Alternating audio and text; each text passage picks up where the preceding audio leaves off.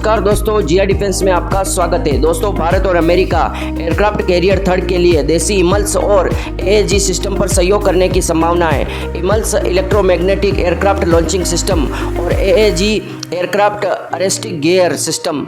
दोस्तों, admiral R Harikumar द्वारा media को दी गई जानकारी के अनुसार भारतीय नौसेना के बड़े वाहक के लिए एक अध्ययन शुरू करने की प्रक्रिया शुरू कर दी है। 65,000 टन विमान वाहक पोत को catapult assistant take off but arrested recovery CATOBAR का उपयोग करेगा। अगली पीढ़ी के electromagnetic aircraft launch system EMALS और advance arresting gear AAG system को अपनाएगा। जनरल एटॉमिक्स, जिसने यूएस नेवी के परमाणु संचालित 100,000 टन के सुपर कैरियर के लिए इमल्स और एएजी सिस्टम विकसित किए हैं, छोटे इमल्सन और एएजी सिस्टम विकसित करने का भी दावा किया है, जिसका उपयोग छोटे विमान वाहकों पर किया जाएगा, जैसे कि भारतीय योजना विकसित करना चाहती है। भारतीय राज्य के स्वामित्व वाली भारत इलेक्ट्रॉनिक्स लिमिटेड बीएल भविष्य के भारतीय नौसेना विमान वाहक के लिए इलेक्ट्रोमैग्नेटिक कैटापल्ट लॉन्च सिस्टम विकसित करने के लिए काम कर रही है, लेकिन तकनीक अभी भी प्रारंभिक चरण में है और भारतीय नौसेना जनरल एटॉमिक्स के साथ स्थानीय विकास पर सहयोग करने की इच्छुक है। इसके तीसरे स्वदेशी विमान वाहक के लिए इमल्स और एएजी सिस्टम पर काम कर रही है। दोस्तों, आइनस विक्रांत स्वदेशी एयरक्राफ्ट बनाया, उसके बाद भारत को कॉन्फिडेंस आ गया और दोस्तों भारत को तीसरे एयरक्राफ्ट कैरियर की आवश्यकता की महसूस हुई। इसलिए दोस्तों आइनस विशाल के प्रोजेक्ट के बारे में बात चल रही है। दोस्तों, आइनस विशाल भारत का तीसरा एयरक्राफ्ट कैरियर होगा। विशाल शब्द का संस्कृत में मतलब होता है भव्य। यह आइनस विक्रांत के भारत बाद में बना दूसरा एयरक्राफ्ट कैरियर होगा। विक्रांत की तरह विशाल को भी इंडियन नेवी के कोचिन शिपयार्ड लिमिटेड बनाने की योजना है। आइनस विशाल के 65,000 टन वजनी होने की उम्मीद है, यानी यह भारत का सबसे बड़ा एयरक्राफ्ट कैरियर होगा। आइनस विक्रमादित्य और विक्रम का वजन 45,000 टन के आसपास है। आइनस विशाल पर 55 फाइटर प्लेन तैनाती की उम्मीद है। आइनस विक्रमादित्य पर करीब 35 और विक्रांत पर 30 फाइटर प्लेन तैनात हो सकते हैं। अभी भारत के पास 2 एयरक्राफ्ट कैरियर है, आइनस विक्रमादित्य और आइनस विक्रांत। 2 सितंबर को नेवी में शामिल आइनस विक्रांत देश में बना पहला सबसे बड़ा एयरक्राफ्ट कैरियर है। विक्रांत से पहले भारत के पास आइनस विक्रमादित्य के रूप में एकमात्र एयरक्राफ्ट कैरियर था। विक्रमादित्य को रूसी प्लेटफॉर्म पर तैयार किया गया था।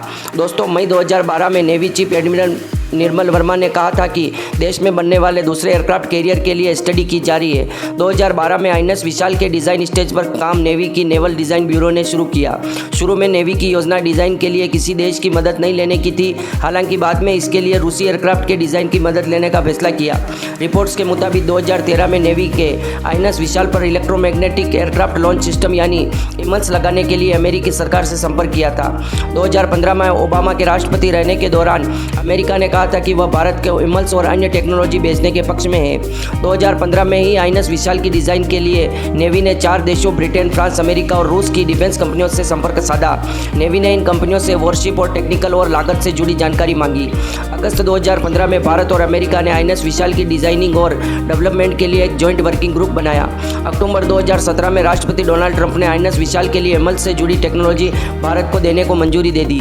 दिसंबर 2018 में नेवी चीफ सुनील लांबा ने कहा कि आइनस विशाल की योजना पर काम आगे बढ़ रहा है और जांच का निर्माण अगले 3 सालों में शुरू होने की संभावना है। दोस्तों, अप्रैल 2021 में नेवी ने फैसला किया कि वह आइनस विक्रमादित्य को रिप्लेस करने के लिए आइनस विशाल को लाएगी।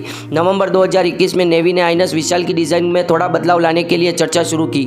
इनमें आइनस विशाल को अनमेंड और मेंड दोनों एयरक्राफ्ट की लैंडिंग का डिज़ाइन तैयार करने और वर्तमान साइज के 65,000 टन को थोड़ा घटाने का विचार किया गया था। साइज घटाने से कैरियर का वजन, लागत और इससे बनने वाले समय घटेगा। अप्रैल 2022 में भारत हेवी इलेक्ट्रॉनिक्स लिमिटेड यानी बेल ने आइनस विशाल में इलेक्ट्रॉनिक सिस्टम के सिलसिले में जनरल इलेक्ट्रिक के मालिकाना हक वाली ब्रिटिश और फ्रेंच कंपनी जीई पावर के साथ करार किया। आइनस विशाल को लेकर डिफेंस पर बनी स्थायी संसदीय समिति के पिछले साल दिसंबर में कहा था कि भारतीय प्रायद्वीप के दोनों किनारों पर लंबे समुद्री तटों और शत्रुतापूर्ण चुनौतियों की वजह से तीसरा एयरक्राफ्ट कैरियर एक जरूरी आवश्यकता है।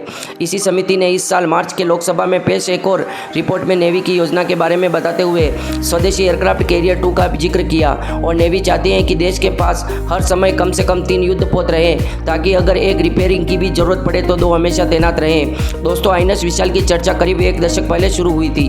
शुरू में इसके 2020 तक नेवी में शामिल होने की उम्मीद थी, लेकिन कई कारणों से प्रोजेक्ट शुरू नहीं हो पाया। 2018 में नेवी में इसका निर्माण कार्य 2021 तक शुरू होने की संभावना जताई थी।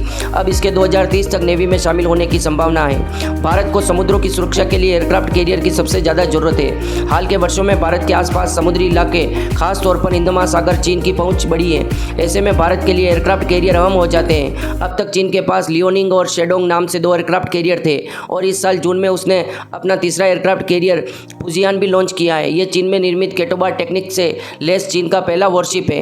दोस्तों, आइनस विशाल में पहले से मौजूदा 2 एयरक्राफ्ट कैरियर आइनस विक्रमादित्य और आइनस विक्रांत की तुलना में एक बड़ा अंतर है। इनमें बड़े प्लेन के लॉन्चिंग पैड को लेकर होगा। विक्रमादित्य और विक्रांत के डेक आगे के ओर थोड़ा उठे हुए हैं, वहीं आइनस विशाल का डेक फ्लैट यानी सपाट होगा।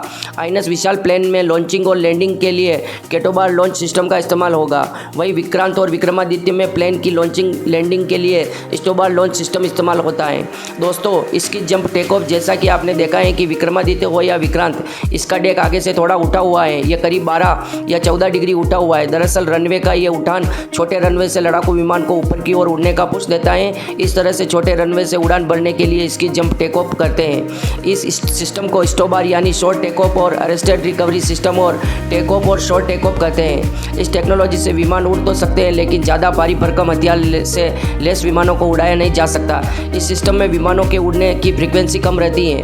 कैटापुल्ट टेक ऑफ सपाट डेक पर प्लेन टेक ऑफ और कैटापुल्ट टेक ऑफ कहलाता है। इसमें प्लेन को जहाज से टेक ऑफ के लिए कैटापुल्ट यानी गुलेल जैसी टेक्निक का इस्तेमाल करने का पुश किया जाता है। इस टेक्निक से प्लेन को एक गुलेल जैसे सिस्टम के जरिए लॉन्चिंग के लिए जरूरी एनर्जी दी जाती है। इसे कैटोबार यानी catapult assistant take off but arrested recovery system कहते हैं। कैटापुल्ट टेक ऑफ सिस्टम इससे इस्तेमाल ज़्यादातर अमेरिकी वॉरशिप में होता है। इसी सिस्टम का इस्तेमाल आइनस विशाल में किया जाना है।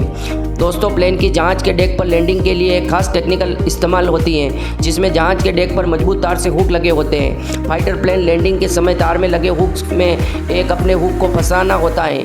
इससे तार खिंच जाता है और प्लेन रुक जाता है। इसी को अरेस्टेड रिकवरी सिस्टम कहते हैं। भारत समेत दुनिया के सभी वॉरशिप में प्लेन की लैंडिंग के लिए टेक्निक का इस्तेमाल होता है। आइनस विशाल में कैटोबार सिस्टम के इस्तेमाल के लिए पहले न्यूक्लियर पावर के इस्तेमाल की बात थी, लेकिन खर्च घटाने के लिए इलेक्ट्रोमैग्नेटिक टेक्निक का इस्तेमाल किया जाना है। भारत ने इसके लिए एयरक्राफ्ट लॉन्च सिस्टम यानी इमल्स की टेक्निक अमेरिका से खरीदी है। दोस्तों, आपको बता दें कि जो चाइना का एयरक्राफ्ट कैरियर है, चाइना ने तीसरा एयरक्राफ्ट अपना लॉन्च कर दिया है और भारत को भी चाइना की वजह से ही अपने तीसरा एयरक्राफ्ट की ज़रूरत है। दोस्तों, 2 एयरक्राफ्ट दोनों सीमाओं पर तैनात रहेंगे। तीसरा एयरक्राफ्ट एनी टाइम मेंटेनेंस पर रह सकता है। दोस्तों, इन एयरक्राफ्ट कैरियर को बहुत ज़्यादा मेंटेनेंस की आवश्यकता होती है, ये बात तो आपको पता होगी। इसलिए दोस्तों, हमारा एक एयरक्राफ्ट कैरियर बहुत पुराना हो चुका है, आइनस विक्रमादित्य। दोस्तों, ये अधिकतम समय के लिए केवल मेंटेनेंस पे ही रहता है और बहुत कम समय के लिए ये समुद्र में उड़ान भरता है। पर दोस्तों, हमारा तीसरा एयरक्राफ्ट आइनस विशाल आ जाने के बाद अगर ये बहुत अधिक समय के लिए मेंटेनेंस पर भी रहे तो भी 2 एयरक्राफ्ट कैरियर हमेशा सीमा पर तैनात रहेंगे और चाइना को मुंह तोड़ जवाब देते रहेंगे।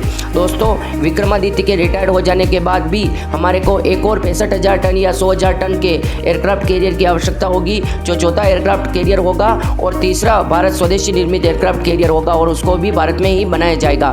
दोस्तों, उसको पूरी फ्यूचरिस्टिक टेक्नोलॉजी के साथ बनाया जाएगा और उसको पूरी तरह से 100% टेक्नोलॉजी भारत में ही निर्मित की जाएगी या ट्रांसफर ऑफ टेक्नोलॉजी के तहत भारत में टेक्नोलॉजी को लाया जाएगा।